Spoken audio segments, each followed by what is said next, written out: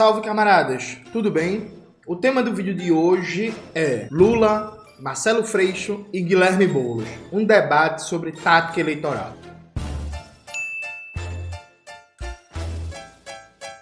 Antes de começar propriamente o tema do vídeo do canal, quero muito agradecer a você que ajuda a manter e melhorar nosso canal a partir do Apoia-se. Seu apoio é fundamental para a gente continuar o nosso trabalho. Note, é um senso comum nas esquerdas a ideia de que para ganhar a eleição num cargo executivo é necessário moderar o discurso, mudar radicalmente a imagem, porque senão você não ganha a eleição num cargo executivo. O que é cargo executivo? Prefeito, governador, presidente. Esse mito está muito baseado na ideia de que Lula só ganhou a eleição de 2002 porque fez a carta ao povo brasileiro e porque colocou um empresário, José Alencar, na vice. E aí, há muito tempo, eu digo que isso não é verdade. Isso foi tomado como um senso comum, né, que ninguém questiona, todo mundo repete e se reflete nos debates sobre tática eleitoral hoje. Já eu vou falar do exemplo do Marcelo Freixo e do Guilherme Boulos. Mas vamos aqui fazer um debate para ver se isso é verdade, né? O Lula disputa 3 eleições presidenciais, perde 3. Em 89, Lula vai para o segundo turno. Em 94 e 98, o FHC ganha no primeiro turno, a única vez na história da República Burguesa no Brasil, no pós-ditadura, que um candidato presidencial ganhou no primeiro turno, e depois Lula ganha em 2002. Aí a galera pega e diz assim, ó, Lula perdeu em 94, perdeu em 98 e só ganhou porque ele moderou o seu discurso, ele fez a carta ao povo brasileiro, ele colocou o empresário na vice. Mas vamos aqui pensar juntos. Quando começa 1994, podem procurar as matérias da época, gente. Lula era favorito na corrida presidencial. Lula chegou a ter mais de 40% de expectativa de voto no começo de 1994. Para vocês terem uma ideia, consultando até a própria página do Wikipedia sobre a eleição presidencial de 94, vocês vão ver que Lula chegou a ter 40% das expectativas de voto, enquanto a FHC estava com em média 12%. Algumas pessoas consideravam que o Lula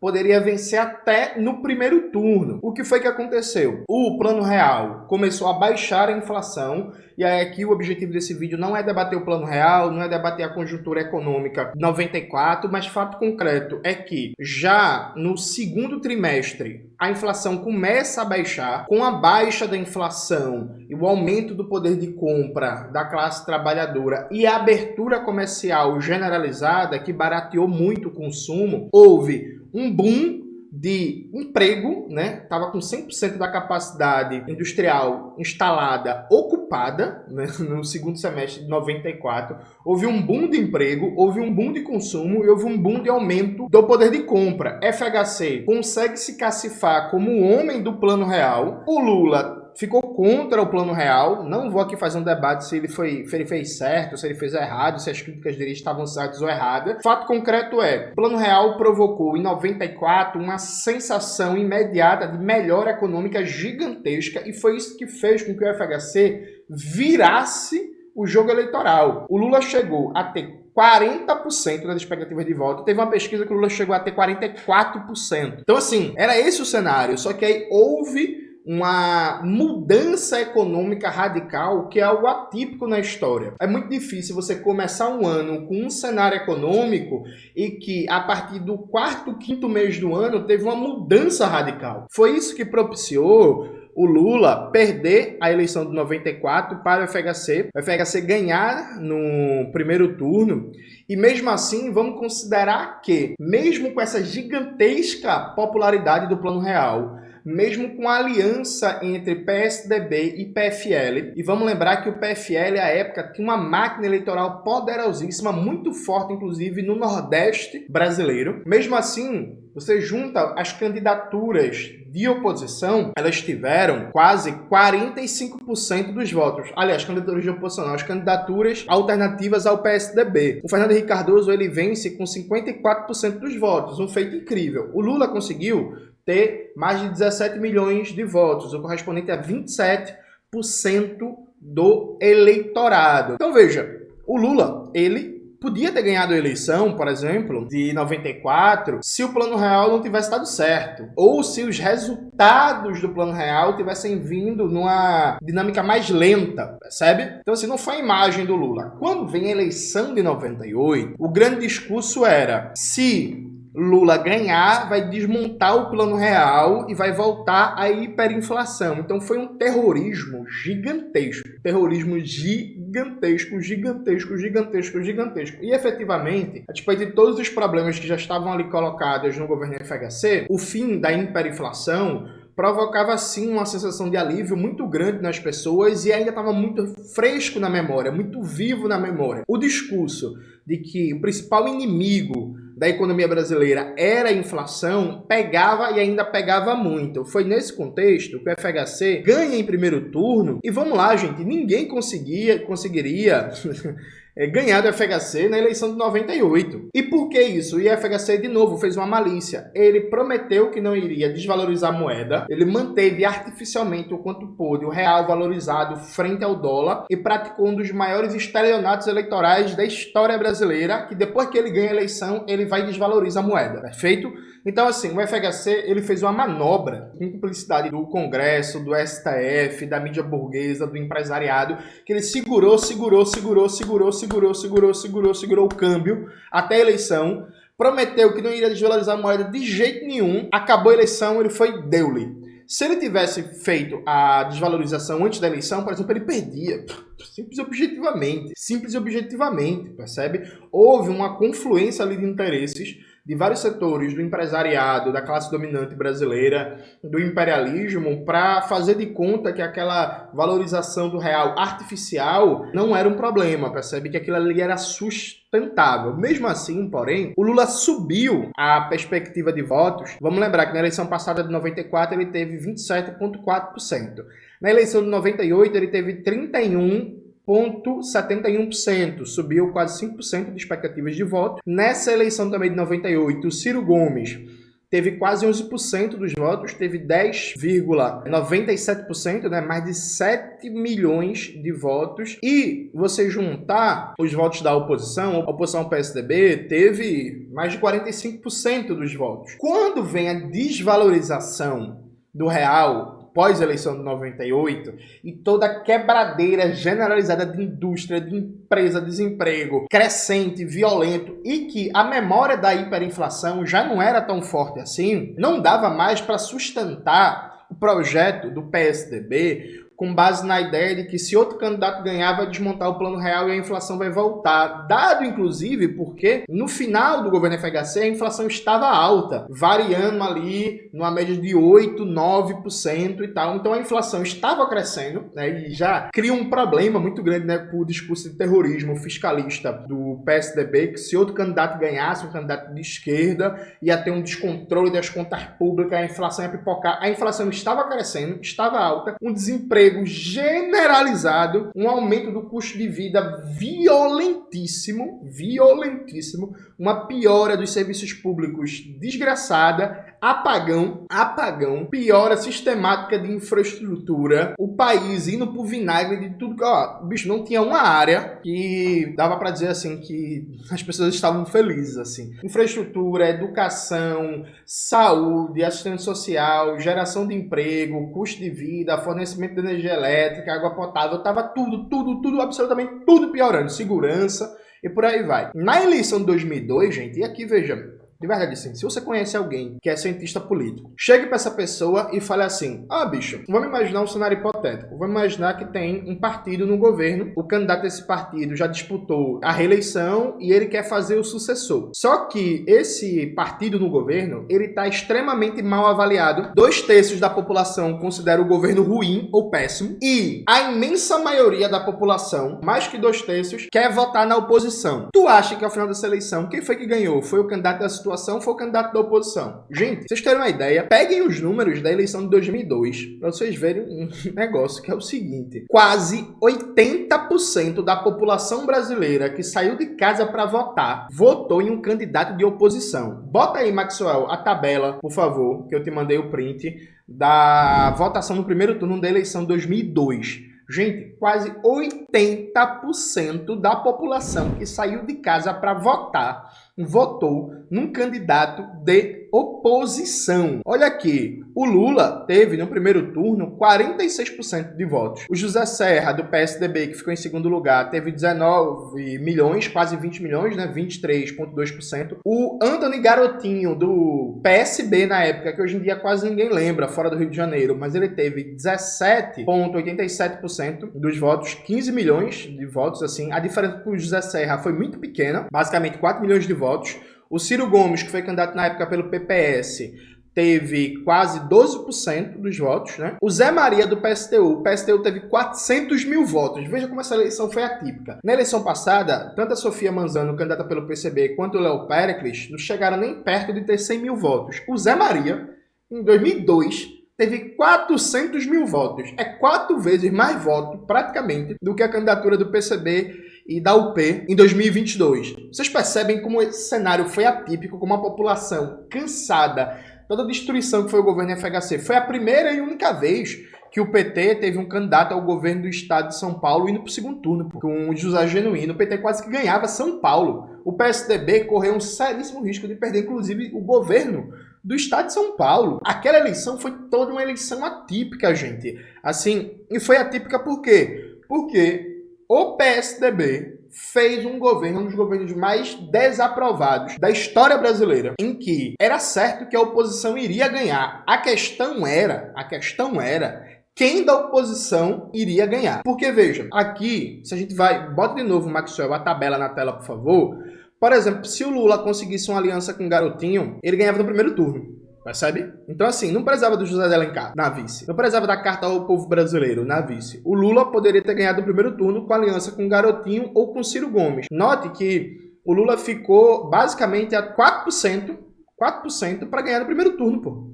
Sabe? E tem um contexto a mais que é importante. Quem não viveu a eleição de 2002, gente, vá no YouTube e veja as propagandas do José Serra. O José Serra parecia um candidato de oposição. Ele não falava do FHC. Ele não defendia o governo FHC. Ele só falava do período dele como ministro da Saúde, que fez os genéricos, que fez campanha de vacinação, não sei o quê. O José Serra não falava do FHC, não defendia o governo FHC. Pelo contrário, ele se comportava como um candidato de oposição. Vão assistir os debates eleitorais, tem na internet, vocês vão ver que a galera vivia falando, tirando onda com o José Serra nas perguntas e tal, que ele parecia um candidato de oposição. Aliado a isso, tem outro contexto que é muito importante. O Ciro Gomes, ele chegou a ficar em segundo nas pesquisas eleitorais durante a campanha, porque antes da contra-reforma do Eduardo Cunha, a campanha era muito maior, viu, gente? Não era só 45 dias, não. Era, se não me falha a memória, 3 meses de campanha. O Ciro Gomes chegou a ficar em segundo e ameaçando o Lula. O Ciro Gomes poderia ter ficado em primeiro na eleição. Só que o Ciro Gomes comete vários erros também na campanha dele. E o José Serra foi uma das campanhas mais sórdidas da história das disputas eleitorais no Brasil, que eu lembro de cabeça. Não foi porque eu vi depois. Eu vi depois na internet e tal, mas eu lembro que o slogan era Ciro, mudança ou problema. E era só lapada em Ciro, só lapada. O PSDB passou quase um mês batendo em Ciro Gomes. Em dado momento da campanha, a grande preocupação do PSDB era, meu irmão, temos que ficar em segundo. Que o PSDB lutou de uma maneira desesperada para garantir o segundo lugar, porque isso não estava garantido durante toda a eleição. Quem é mais novo, aí olha só a fotografia, o PSDB ficou em segundo em 2002, em 2006, em 2010, em 2014, aí vai achar que, por exemplo, o PSDB ficar em segundo lugar é natural, é tranquilo, é esperado. Não foi assim em 2002. Em 2002, a gente não dá para fazer história do se, né? Do que poderia ter sido. Fato concreto é que podem pesquisar na internet e perguntar quem viveu isso na época. Em vários momentos da campanha, a prioridade do PSDB era bater no Ciro Gomes, porque eles tinham medo real e concreto de não ficar em segundo lugar. E a impressão que dava era que eles já estavam quase que conformados preocupado com o risco do Lula ganhar no primeiro turno, e o importante era ganhar, ficar no segundo lugar, para ser a oposição privilegiada ao governo Lula. Veja, não existe nenhuma prova estatística que o Lula só ganhou por causa da Carta ao Povo Brasileiro e o José de Alencar na vice. Absolutamente nenhum. Eu nunca vi, e eu já pesquisei bastante, eu desafio alguém a me mostrar, que a perspectiva de expectativas de voto do Lula mudou radicalmente porque o Lula moderou o discurso, sabe? Eu pergunto a você que repete isso, que o Lula só ganhou porque botou um burguês na vice. Vocês já viram isso? Porque, no final, quando tu vai olhar, o resultado de votos que o Lula teve no primeiro turno de 2002 foi muito semelhante à expectativa de votos que o Lula tinha em 94 antes do sucesso do Plano Real. Muito semelhante. O Lula em 94 chegou a ter 43% de expectativa de voto nas pesquisas eleitorais. O Lula em 2002 chegou, no final, a ter 46% dos votos. É quase a mesma coisa. É quase a mesma coisa, percebe? Não houve uma gigantesca ampliação da base social potencial de votos do PT. Não houve. Tanto é assim, inclusive, se tu pegar o mapa dos estados onde o Lula ganhou em 94, em 98, em 2002, e o mapa de votos onde ele teve uma diferença menor para o PSDB, o mapa é muito parecido. Esse mapa só começa a mudar a partir de 2006, quando, usando um conceito muito usado na ciência política, há um realinhamento eleitoral e o PT começa a conquistar bases do Nordeste que historicamente eram controladas pelo PFL. Aí há uma mudança substantiva de mapa eleitoral. Mas a eleição de 94, de 98 e de 2002, o mapa eleitoral é muito parecido. Então, para alguém dizer assim, o Lula só ganhou a eleição, porque o Lula suavizou o discurso e tal, é preciso mostrar uma pesquisa sólida, quantitativa e qualitativa, provando que a ampliação do número de votos do Lula não foi por causa da insatisfação generalizada com a situação da economia na eleição de 2002. Foi porque houve um redirecionamento de votos respondendo diretamente à mudança do discurso do Lula. Alguém já viu isso? Alguém já viu essa prova? Assim, gente, vamos fazer um debate sério, um debate científico aqui. O Lula ganharia a eleição de 2002. Do mesmo jeito que se o FHC desvaloriza o câmbio antes da eleição, em 98, o Lula ganharia também em 98. E sabe por que o Lula ganharia? E aqui vem um ponto central. O Lula, goste-se ou não do homem, ele construiu uma militância política e uma base social organizada que tem expressão eleitoral até 2002. O Lula pós-2002, a base eleitoral dele muda muito, tem outras características, mas o Lula até 2002 construiu militância, enraizamento na sociedade civil, nos sindicatos, nos movimentos sociais, na intelectualidade, na cultura, no campo, etc, etc, etc, etc. Então, era natural, quando o PT assume o lugar de hegemonia nas esquerdas, quando o PT supera o trabalhismo e o Leonel Brizola, era natural que, na dinâmica de governo ruim, mal avaliado, derretendo, perdendo base social, isso se virasse para o PT. Era natural. É claro que nem todo mundo vai virar. Tanto é assim que o Ciro Gomes teve uma votação boa em 2002, o Antônio Garotinho teve uma votação ótima em 2002, uma fração das pessoas que se deslocou do PSDB não foi para o Lula, mas como ele era o candidato mais forte da oposição, ele ganhou a maioria desses votos que se descolaram. Então, um grande diferencial de votos na eleição de 2002, inclusive estatisticamente falando, o grande diferencial de votos não foi o crescimento do número de votos do PT, foi a queda do número de votos do PSDB. Se você pega 94, 98 e 2002, o grande diferencial não é a subida de votos do PT, porque estatisticamente o PT vai subindo de eleição em eleição. Claro, em 2002 a subida comparado com 98, é muito maior do que a subida de 98 comparado com 94. Mas quem faz a curva mesmo de cair é o PSDB. É o PSDB que passa da eleição de 98, primeiro turno, de 53% dos votos para a eleição seguinte de 23% dos votos. O PSDB, gente, perdeu 30% de votos no primeiro turno da eleição presidencial entre 98 e 2002. Esse foi o grande diferencial. A grande briga era quem vai herdar isso, percebe? Então não é verdade que o Lula só ganhou a eleição por causa da suavização do discurso. E eu digo mais, eu vou desenvolver isso em outro momento com mais detalhes, mas inclusive petistas históricos falam isso, né? Eu já vi o Zé Disseu falando isso, eu já vi o Rui Falcão falando isso. A Carta ao Povo Brasileiro e a aliança que o Lula fez com a Fiesp não foi para ganhar a eleição, foi para governar. Foi para governar. Eles fizeram isso na ideia de fazer uma governança tranquila, sem enfrentamentos, né, sem mudar absolutamente nada de estrutural na sociedade brasileira, na ideia de consolidar ali o papel de partido por excelência em termos de competitividade eleitoral. Então, assim, aquilo foi para governar, não foi para ganhar a eleição. E mesmo se fosse para ganhar a eleição, o Lula tem um diferencial. O Lula conquistou, a partir de militância política, um apoio quase que certo, fixo, de 1/3 da população votando. O Lula e o PT. A partir do momento que você conquistou certo o apoio de 1/3 da população, aí você pode flexibilizar. Aí você pode mudar o discurso. Veja, na perspectiva oportunista de moldar o discurso na eleição para ganhar a eleição, você só pode fazer o que se chama de ampliação para o centro se você tem uma base eleitoral muito sólida, que não importa a mudança no seu discurso de imagem, essa base não vai se mexer. Aí você pode fazer ampliação. Poucas pessoas no Brasil podem dizer, seja numa eleição para prefeitura, para governo do estado ou para presidente, que tem 1/3 do eleitorado amarrado. O Lula tinha 1/3 do eleitorado amarrado. Tanto é assim que você pega as pesquisas eleitorais e o resultado da eleição depois de 89, depois que Lula e o PT assumem a liderança da esquerda brasileira, vocês vão ver que o PT sempre ficou na casa de ter no mínimo 1/3 do eleitorado. Qual é o erro aqui? O erro é pegar uma leitura, ao meu ver, que não sustenta que Lula só ganhou a eleição por causa da mudança no discurso e pressupor que a manobra que Lula fez em 2002 para governar, não para ganhar a eleição, é possível todo mundo fazer. Porque o pressuposto disso é que você vai ampliar para o centro, como dizem, só que você vai manter 1/3 da base eleitoral que você tem intocada. Você não vai perder voto. Mas só Lula pode dizer isso no Brasil. Gente, vamos lá. É, de novo, aqui é uma análise objetiva. Não é gostar ou não gostar do Lula.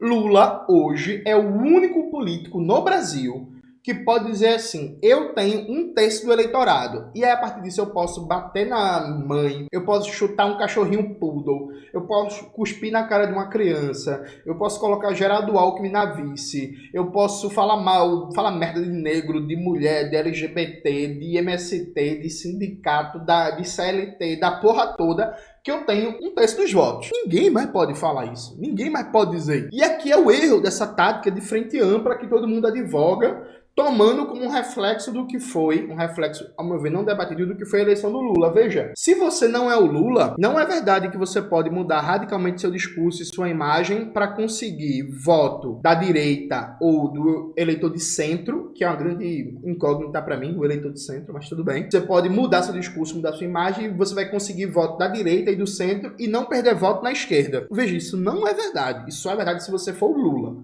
Se for Lula, você consegue fazer isso. Mas assim, vamos lá, gente. Eleição majoritária. Eleição majoritária para governador, para prefeito. Vamos pegar prefeito só de capital, de cidade maior, porque, enfim, prefeito de cidades médias e menores, a dinâmica é muito mais localizada do que nacionalizada. Eleição para a prefeitura de capital tem uma dinâmica muito mais nacionalizada. Quando foi que se aplicou essa tática, que dizem que foi a tática vitoriosa em 2002, e isso deu certo? Vamos lá, de verdade assim. Aí a gente chega no exemplo do Marcelo Freixo. O Marcelo Freixo, por exemplo, ele tentou fazer isso na eleição passada, né? Gente, vamos lá, o Marcelo Freixo cresceu o número de votos, alguém vai dizer, mas cresceu, Jones, foi a melhor votação do Marcelo Freixo. Foi mesmo. Vamos olhar aqui os dados, então, com mais cuidado, que eu gosto de olhar os dados.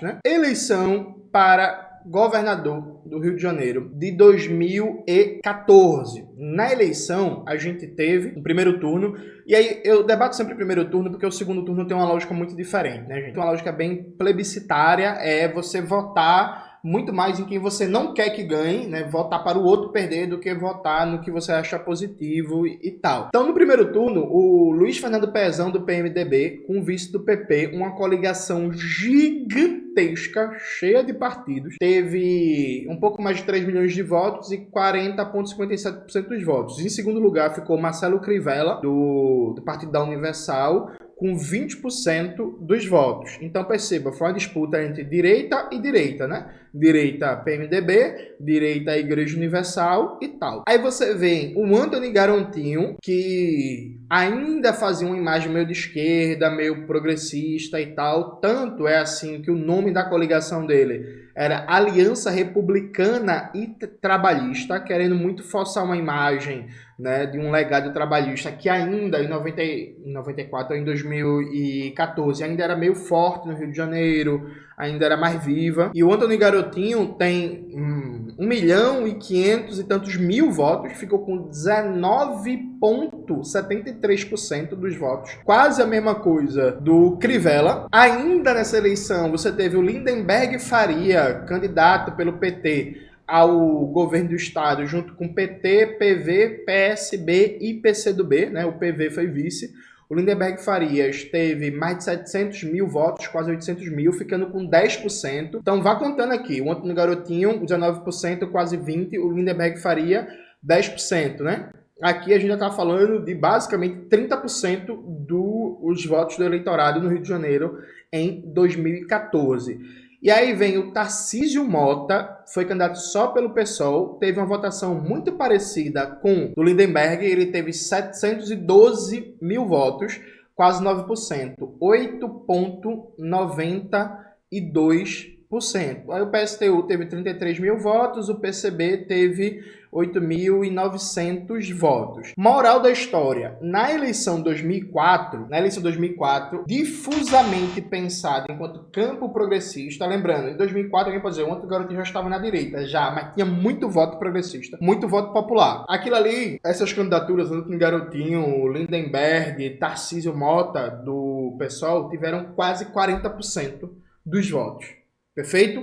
Isso numa disputa que tinha duas candidaturas da direita, o Crivella e o Pezão. Aí vamos para a eleição agora de 2008. Eleição 2008 na onda bolsonarista, quando o bolsonarismo varreu tudo e por aí vai. O Wilson Witzel, né, teve um resultado muito bom no primeiro turno, 41%, ganhou no segundo turno, e no primeiro turno o Eduardo Paes teve quase 20%, né, 19,56%, e no segundo turno o Eduardo Paes teve 50%. Repare que, basicamente, pegando a eleição de 2018, você vai ver o seguinte, os votos do Freixo foram basicamente os votos somados do Eduardo Paes e do Tarcísio. Se a gente for fazer uma conta que pode ser um pouco arbitrária, né? E aí sem considerar os votos do PT, da Márcia Tiburi, etc, etc, etc. Fato concreto é que na eleição de 2022 o Eduardo Paes não é candidato, coloca o Felipe Santa Cruz como vice do Rodrigo Neves,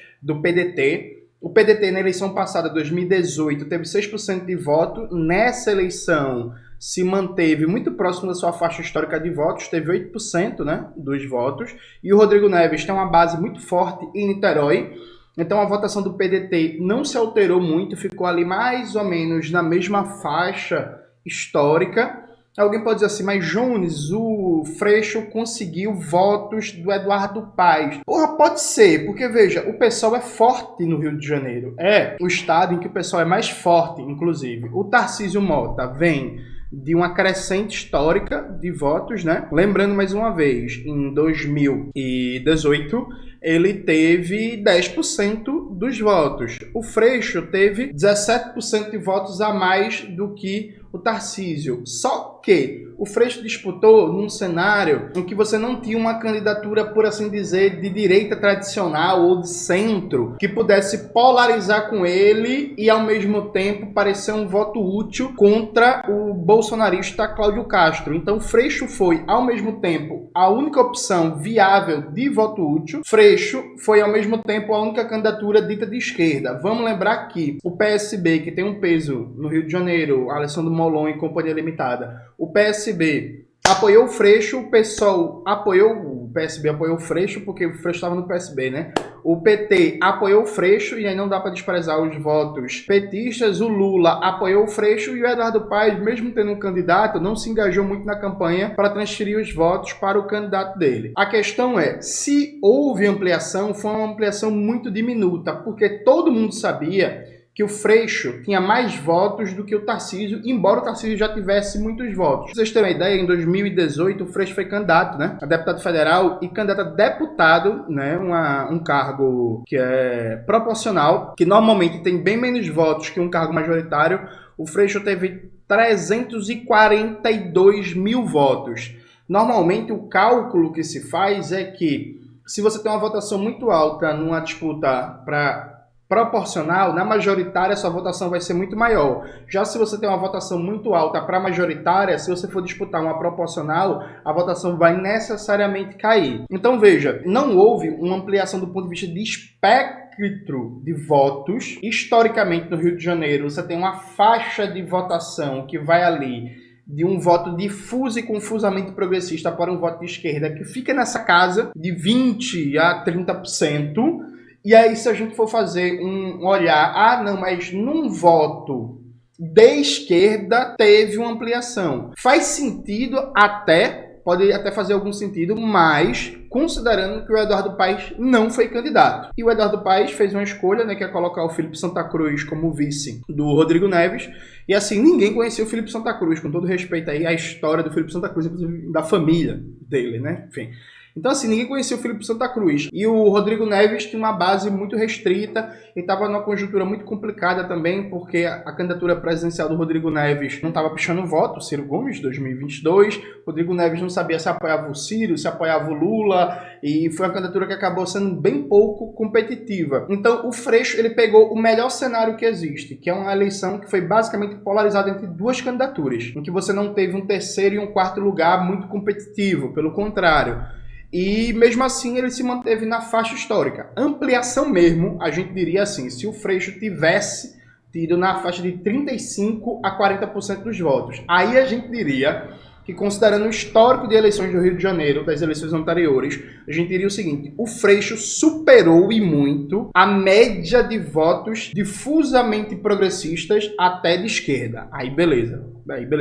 Arregaçou o Freixo, tirou onda, superou muito e tal, mas não foi isso que aconteceu, gente. O Freixo ter 27% dos votos, como ele teve, eu repito, se você somar os votos da Márcia Tiburi, do Pedro Fernandes, do Tarcísio Mota e naquele momento do Romário e uma parte dos votos do primeiro turno que o Eduardo Paes teve, né, por causa do voto útil, o que o Freixo fez foi concentrar uma faixa histórica de votos que estavam difusos. Ou então, se a gente fizer uma conta mais precisa, vamos lá, tira o PDT da conta, o PDT de 2018, porque em 2022 o PDT teve candidato. Mesmo assim, é isso, Tarcísio 10%, Márcia Tiburi 5%, quase 6%, os votos do Romário, vamos lá, oscilaram, foi para lá, foi para cá, uma parte foi para lá, foi para cá. Uma parcela importante dos votos do Eduardo Paes foram votos de esquerda na ideia do voto útil. No geral, o Freixo fica na casa de votos,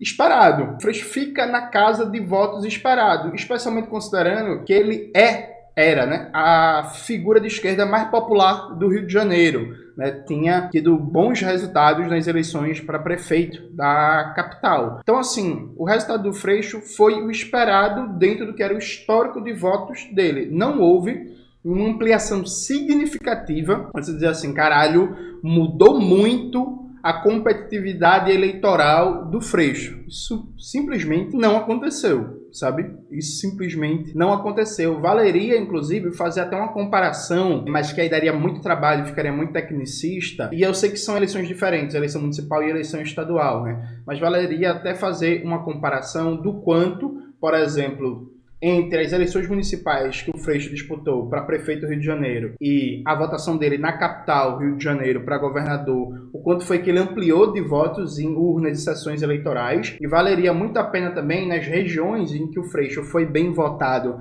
para deputado federal em 2018, ver nessas regiões se ele conseguiu ampliar o número de votos e conseguiu entrar em novas zonas eleitorais. E não todos considerando a questão das milícias e tudo isso. Mas o argumento, inclusive, seria que a ampliação da candidatura, o giro à direita, seria até para ganhar votos em áreas de milícias e tal. Se você fizer essa comparação, e eu fiz essa comparação muito rapidamente, não vou dar para expor aqui porque ficaria muito longa, você vai ver que não houve uma ampliação significativa. Então, mesmo argumento, foi a melhor candidatura de esquerda nos últimos anos no Rio de Janeiro. Porra, foi a candidatura também que teve a melhor conjuntura, porque não teve uma candidatura como a da do Paes para tirar voto, entre aspas, do centro, não teve uma candidatura do PT, teve o apoio do Lula e teve o apoio do PCdoB também, né? E a Jandira Fegali no Rio de Janeiro tem um peso eleitoral relevante e importante. Então, assim, foi a candidatura de confluência de forças que fez basicamente com que o Freixo aglutinasse votos difusos que estavam difusos em candidaturas diversas em eleições passadas e que não dá para dizer assim, ó, ele conseguiu ampliar pra caralho os votos ao centro e à direita. Os dados não mostram isso. O Boulos agora, e aí a gente entra na parte final do vídeo, o Boulos até agora, ele colocou a Marta Suplicy de vice, ele virou lulista, Lula, ele desradicalizou o discurso, ele abandonou tudo, ele acabou com a estética de movimento social. Boulos, recentemente, declarou que não é a favor mais da descriminalização do aborto, que defende a lei como está, que não defende ampliar as possibilidades de aborto. Falou que não é a favor da descriminalização das drogas, que é a favor do resgate e tal. Boulos mudou tudo que você poderia imaginar. A expectativa de votos do Boulos mudou, gente. Assim, vamos lá. Mudou a expectativa de voto do Boulos. Ele tá ganhando mais votos. Até agora as pesquisas dizem que não. Gente, vamos lá. O que é mudar para o Boulos? Vamos lá. Vamos pegar de novo. Vamos olhar os números. O Boulos, no primeiro turno da eleição de 2020, para prefeito de São Paulo, o Boulos teve um pouco mais que 1 milhão de votos, né? Ele acabou ficando com 20% dos votos no primeiro turno. Lembrando que aquela eleição foi bem atípica também, porque você tinha o Russomano pela direita tirando muito voto, tirou 10%. O Márcio França, por uma confusa centro-esquerda, que tirou 13% dos votos. Ainda tinha um Arthur Duval, que chegou a tirar, o Tará de Kiev, né? Chegou a tirar 9% dos votos. E aqui vem a chave da questão. O Gilmar Tato, ele, candidato do PT, com o vice o Carlos Zaratini, ele tirou 8,65%. 461 mil votos. Você pega a média das pesquisas eleitorais em São Paulo nos últimos 3 meses e você olha a votação que teve o Boulos em 2020 e a votação que teve o PT em 2020. O PT nessa eleição está apoiando o Boulos com a Marta na vice. As pesquisas eleitorais dão que, em média, a expectativa de votos do Boulos é igual ao resultado eleitoral de 2020 que teve o PT e o PSOL. Assim, vamos lá. É igual, na média, para mais e para menos. Vamos lá, 3 pontos para mais e para menos, porque as pesquisas oscilam. Uma hora o Boulos está melhor, outra hora está pior, e não sei o que e tal. Mas o Boulos vem oscilando numa faixa de 30% a 20%, né? Ele agora está dando uma caída por causa do crescimento do Datena, do Pablo Marçal, mas o Boulos ficou nessa faixa de 20% a 30% de expectativa de votos. Ora, o Boulos teve 20% dos votos no primeiro turno de 2020, o PT teve 8%, quase 9%, no primeiro turno de 2020. É a faixa que o Boulos está oscilando. Qual foi a ampliação que teve no número de votos? Então, assim, gente, veja, a gente tem um debate aqui que é um debate puramente ideológico. A ideia é dizer assim, ó, tem que mudar o discurso para ganhar. Não encontra base factual nos números. Vamos lá, vocês não conseguem me dar exemplo disso. Alguém pode fazer um debate assim, mas Jones, e se radicalizar o discurso ganha? Calma, o vídeo já está muito longo, esse é outro debate. A gente pode e deve pensar nas alternativas de tática eleitoral, mas antes disso a gente precisa derrubar esse mito. Não há no Brasil, nos últimos anos, prova absolutamente nenhuma que moderar o discurso necessariamente dá mais votos. Não há. Moderar o discurso. Veja. Não vou mudar radicalmente o discurso, vou me desradicalizar, vou mudar radicalmente a forma como eu me apresento, vou mudar minhas pautas, vou abandonar bandeiras, vou dar um giro à direita nas minhas pautas, na forma como eu me apresento e por aí vai. Aí alguém vai dizer assim, não, isso é política real, não é política de DCE e tal. Para mim, fazer política baseada em DCE é fazer política baseada em mito, em mentira que não tem dado. Vamos lá. Cadê a prova? O único argumento que se usa, não, o Lula em 2002, isso não é verdade. Isso não é verdade. Eu já argumentei aqui com vocês. Então, tanto no caso do Marcelo Freixo em 2022, ele não ampliou o arco de votação disponível, ele não roubou votos da direita, não roubou votos do centro. Ele, inclusive, no caso do Freixo, ele tinha uma expectativa de, por exemplo, de que os 40% do eleitorado que votaram no Eduardo Paes em 2018, tivessem votado nele, né? Tanto que ele brigou muito pelo apoio, o engajamento orgânico do Eduardo Paes na campanha. Isso não se realizou. Atenção, porque se o Marcelo Freixo tivesse conseguido apoio de boa parte do eleitorado do Eduardo Paes em 2018, mais uns votos que ele já tinha, teria acontecido o segundo turno no Rio de Janeiro, em 2022. Então isso não se realizou. E no caso do Boulos, até esse momento, o Boulos não conseguiu ampliar o eleitorado. O Boulos não conseguiu ampliar o arco de votação. Pelo contrário, se, inclusive, a gente fosse até rigoroso não, se a gente fosse formalista, porque muita coisa mudou da eleição de 2020 para agora. Então, por exemplo, o Márcio França, na aliança PSB-PDT, que teve 13% de votos na capital, São Paulo, isso não corresponde mais à realidade. Mas se a gente for ser rigoroso, teoricamente, o Boulos junto com a Tabata deveria ter uma fatia de votos ainda maior, porque teoricamente a Tabata deveria herdar uma parte dos votos do Márcio França e o Boulos herdar também uma parte dos votos ali do Márcio França e do PDT, já que nessa eleição o PDT apoia o Boulos, então ele deveria ter uma faixa de crescimento maior. Na época o vice do Márcio França foi o Antônio Neto, né, do PDT, que está agora engajado na campanha do Boulos. Isso não está se refletindo. Então, acho que o primeiro debate sério que a gente precisa fazer aqui, sair de ideologia, sair de social-liberalismo, sair de preconceito, é que não há evidências, do ponto de vista de tática eleitoral, de que necessariamente moderar o discurso garante uma ampliação do número de votos. E eu vou além e digo, se você não é o Lula, desde uma perspectiva progressista, não é verdade que você pode mudar radicalmente o discurso e contar com o seu eleitorado. Porque se você não for o Lula, a depender de como você fizer essa mudança de discurso na ideia de que você quer um eleitor de centro, um eleitor mais conservador, você pode perder votos da sua base eleitoral. Eu concluo dizendo o seguinte, eu fui em março pro aniversário Marx da Boitempo. Lá, em maio, desculpa. Marx é taurino, né? Aniversário Marx da Boitempo. Lá eu já conversei com um bocado de militante que fez campanha para Boulos em 2020 e que eu fiz campanha também, eu tava lá, e que tá falando, isso em maio, que não ia fazer campanha pro Boulos, ia votar. Tá insatisfeito, que tá puto, que nada é participativo, que não funciona, que tudo é decidido pelo marqueteiro e por aí vai. Em maio. Então já tinha gente militante, gente organizada dizendo que, vou votar no Boulos, que é isso, é o que tem, é o menos pior e tal, mas não vou fazer campanha como fiz em 2020 não. Em maio, beleza? Voltei para São Paulo agora há pouco, flipei. E aí, o que mais tinha na Flipei era líder de movimento social, gente da cultura, gente do hip hop, gente que luta por moradia, sindicalista, intelectual, professor universitário, por aí vai.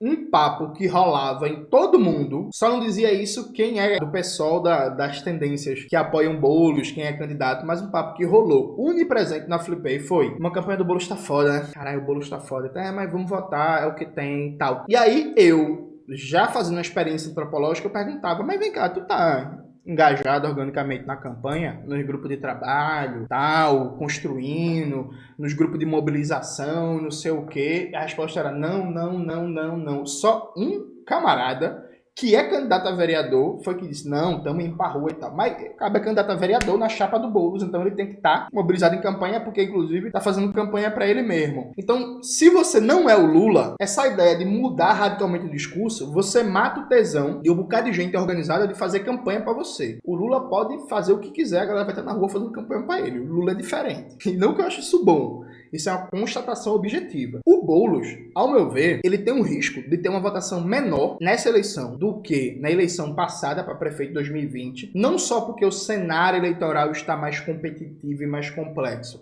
é porque tem menos gente na rua fazendo campanha orgânica de maneira militante, porque dinheiro para fazer campanha é importante, máquina é importante, estrutura é importante, mas também é muito importante gente que faz campanha por amor, que acredita, porque bota fé, porque tá instigado, porque tá com sangue nos olhos, porque é essa galera que na última semana da eleição vai ficar mandando mensagem, vai ficar falando com mãe, com pai, com filho, com namorado, com namorada, no grupo do trabalho, vai ficar perreando, volta, tem que votar, tem que volta, e vai brigar, e vai pedir voto e tal. Gente gente que, por exemplo, tá fazendo campanha porque tá recebendo dinheiro, tá trabalhando, a pessoa tá fazendo o seu. Vai entregar o panfleto, vai balançar a bandeira e vai pra casa. É isso. Máquina é isso. Gente que, porra, não conheço muito o candidato, mas vou votar nele. É o melhorzinho, gostei desse menino aí, vou votar nele. Essa pessoa pode mudar o voto na hora final de votar, 2 dias antes da eleição, pode ser que venda o voto, enfim.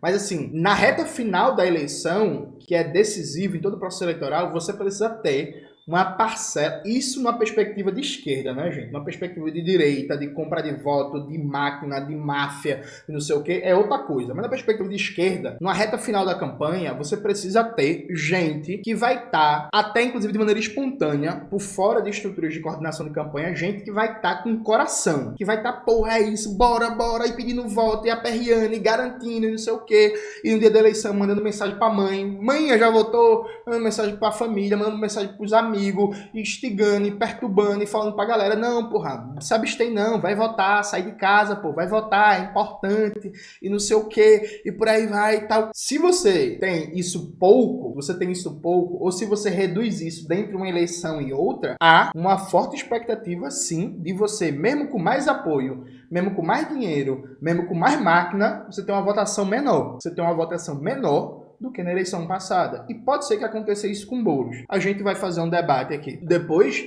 que acabar essa eleição, mas o que eu friso para vocês é que hoje, nesse momento, na política eleitoral brasileira, para cargos executivos, não existe prova empírica que confirma que necessariamente, se você suavizar o discurso, se você der um giro à direita, você vai conquistar uma parcela do eleitorado maior e vai ficar mais competitivo eleitoralmente. Isso é um mito dentro da ideologia neoliberal, que não há alternativa e todo mundo tem que ser domesticado pelo sistema. Isso sim, mas se você der uma olhada fria nos números e nos contextos eleitorais dos últimos anos, você vai ver que não há provas disso. É isso, galera. Espero que vocês tenham gostado do vídeo hoje do canal. Não se esqueça de se inscrever no canal, ativar o sininho, curtir esse vídeo, compartilhar tudo isso que vocês já sabem. Lembrando que a gente tem um grupo do WhatsApp com todo o conteúdo que a gente produz e recomenda. Entra lá e pega tudo que a gente divulga. Um beijo e até a próxima.